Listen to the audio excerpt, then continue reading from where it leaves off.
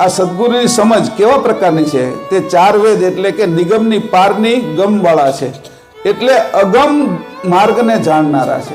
નિગમની પારની ગમ બુદ્ધિ સમજ એના વાળા છે, એટલે અગમને જાણનારા છે. આપણું સ્વરૂપ કેવું છે? અગમ. પ્રાણ હજી આપણને ખબર પડે છે, શ્વાસોશ્વાસ લઈએ છીએ એટલે, પણ હજી અંદર ઓક્સિજન કેટલો જાય છે એના આપણે પહેલા કઢાવી શકીએ છીએ, પણ ચેતનતા કેટલી છે એના કોઈ રિપોર્ટ થતા નથી.